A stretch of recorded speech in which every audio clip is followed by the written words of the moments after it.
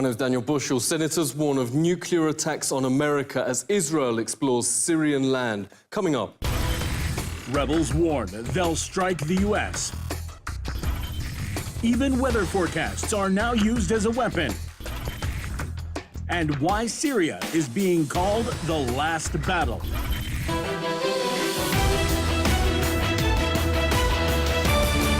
"16 degrees in Homs means that 1600 cameras for Saudi Al Arabiya and Qatar's Al Jazeera will be in Homs town square. Turn up, shout a rebel slogan for 5 minutes and get paid in cash by the Saudi-US networks, which can then show this country's in chaos. Highly sceptical of the CNN and BBC versions, parliamentarian Nick Griffin went to see what Syria was actually like. He found it fairly different. This place is really quite normal. Think of this. How do you explain that? This is a war zone. But there is still a war being waged against these poor people, and obviously it has a human effect as well. Having said that, I hope you've seen the last few minutes just how banal, just absolutely ordinary and normal most life here is. Nick joins us now. Great to see you. So whether Saudi Wahhabis or US-backed Al-Qaeda, is this foreign-driven? It clearly is foreign-driven, and it's most definitely Islamist. I did an interview with a rebel who was a suicide bomber, failed, who still believed he was in a rebel hospital because of head injuries and so on. And so I asked him, posing as a British jihadi volunteer, I asked him, well, where are you going to go once you've conquered Syria? And quick as a flash, he comes back and said, we're going to attack Europe, we're going to attack America, because they're the real enemy. Yeah, what happens when Obama gets enough Congress support to bomb Syria? The US attack on Syria will drag in Iran, it will drag in Israel. Even the Egyptians have said that they'll probably close the Suez Canal.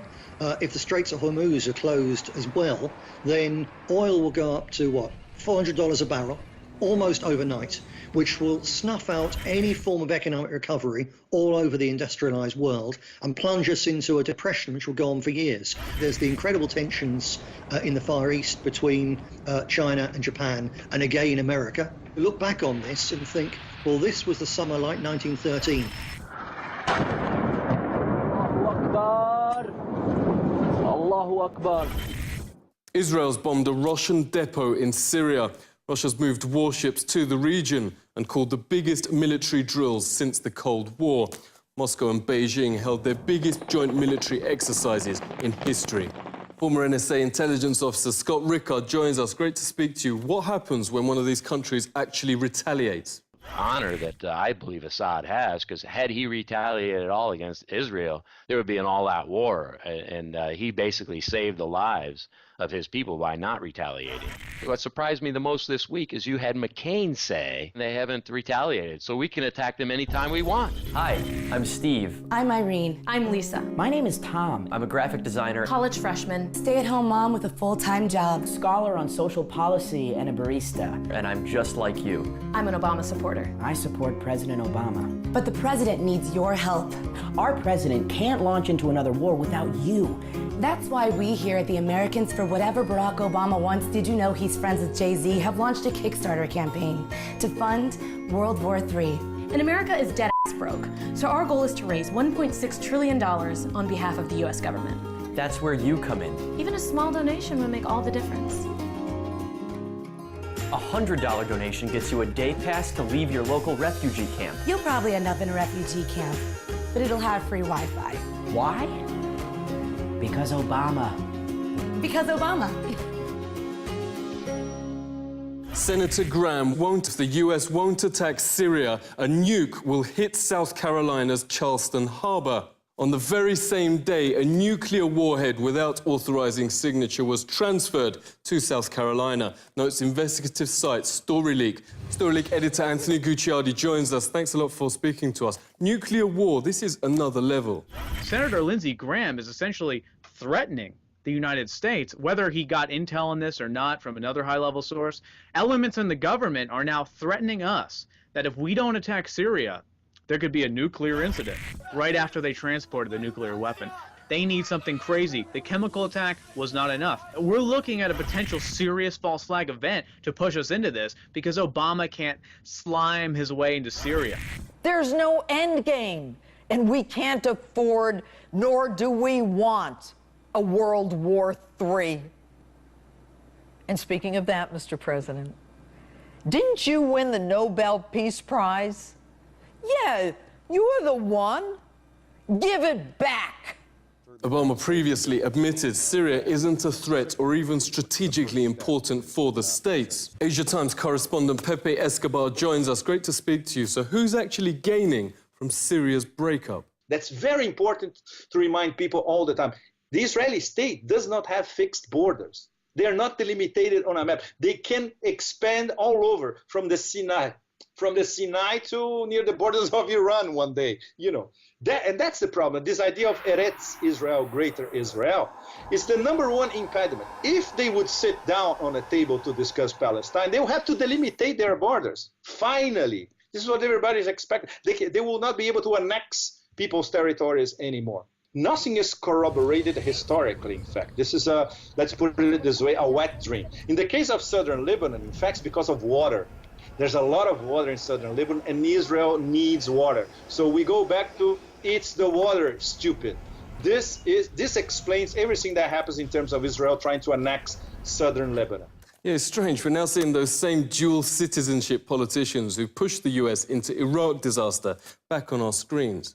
The return from the living neocons, which never disappeared. Paul Wolfowitz came back dead like he was a Michael Jackson video extra this past weekend. CNN plugging, what else? War Middle East. Nothing has changed. The false flags and all those crazy stuff happening 12 years ago in the run-up to the war in Iraq. The difference now, it's crazier, mad world, as we were discussing, much faster and out of control, because we know if anything happens in Syria, even Kissinger already said that many times, Syria is the fulcrum in the world. Whatever happens in Syria spreads all over. Spreading all over the region, unrest in Syria, Lebanon, Libya, Egypt. Tel Aviv's already granted gas fields in Syria's occupied Golan Heights, reports in Telehub, to a company of Rupert Murdoch, whose media are currently banging Syria's war drums. The book questioning the war on terror notes chaos may be good for Israel's expansion, but the US just gains new enemies. The book's author joins us, Dr. Kevin Barrett. Great to speak to you. How can US policy be against its interests? Traditionally, the Democrats got more than 2/3 of the campaign contributions that flow into their federal elections from the aggressively pro-Israeli faction. And that was earmarked with, support for Israel was the condition of taking that money. A clean break document was issued by Benjamin Netanyahu and the neoconservative, mostly Americans who also happen to be dual citizens, people like Wolfowitz and Pearl, Scooter Lip, all of those people. And this document proposed regime change in these Middle Eastern countries, essentially overthrowing all of these independent Middle Eastern countries and imposing imperial control. These people really do want to create Greater Israel from the Nile to the Euphrates. Israel, working with its Saudi partners, underwrote this coup d'etat against the first democracy ever in the 5,000-year history of Egypt. The indications are that they're going to keep stealing territory. Not only will they refuse to give back the Golan Heights, they're going to take Sinai. They're already creating all kinds of instability in Sinai. They came right out and said that what they want is 3 little mini rump states in Syria. Yeah, an Israeli general said Syria's part of a new axis of evil. Is that fair? Israel, Saudi Arabia, and the hardliners here in the U.S., who are in the pockets of both parties, primarily the Israelis, are the real axis of evil. But it's not going as Washington planned. Since US invasion, Iraq's become a best friend of Iran. For 2 years, Obama has said Syria's president must go. He's still in place. And Middle East reporter Sharmine Nawarni notes even the destabilization isn't really succeeding. Nawarni interviewed international doctors and aid workers in Syria who say there is no deep humanitarian crisis, no real lack of food or medicine. Yet Common Dreams notes while Obama goes around the world trying to regime change, back home the streetlights don't work. Sharmine joins us. Great to see you. Are people in the region actually grateful for what the US president's doing. U.S. popularity was at 1% in Egypt because the U.S. will lose. The more its allies, who are just monsters, you know, Israel and Saudi Arabia and Jordan, that can't even be called a state anymore. It's a parking lot for Western and Gulf troops, you know. Yeah, but surely a world superpower can get its way. It's a dead word, superpower. You know, it just isn't true any longer. And it's not a bunch of countries getting together against America. It's people wanting to live. You will never win against people who have more self-interest in tomorrow than you do.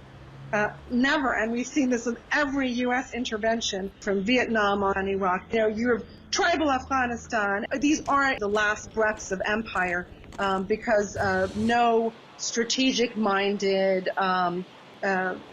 power ever reacts this way in such complex and sensitive situations otherwise. Backing the very same Salafist extremists who they were attacking in Syria and in Iraq and Afghanistan, this smacks of desperation and what I call short-termism, because they're so eager to gain a win in any way, shape, or form, and looking at military solutions as the one-size-fits-all solution for all their problems. And a mentality of militarization does tend to permeate into one's society as well. And you are seeing an undermining of freedoms and democracy in these countries, and you're seeing the rise of surveillance states in many of them too, you know, using the threat of terrorism, which is far less in any of these countries than car crashes or airplane crashes, to justify all kinds of surveillance on their own populations. They're going to make mistakes, they're going to humiliate themselves. There is always the last battle for any empire throughout history, and I think that is it for the United States and its allies. The end of this elite's imperial ambitions, notes Veterans Today, will first and foremost benefit the US people, bring back their prosperity and rights, but growing numbers fear before the empire goes, it could take the rest of the world out with it. Seek truth from facts. This is The Truth Seeker.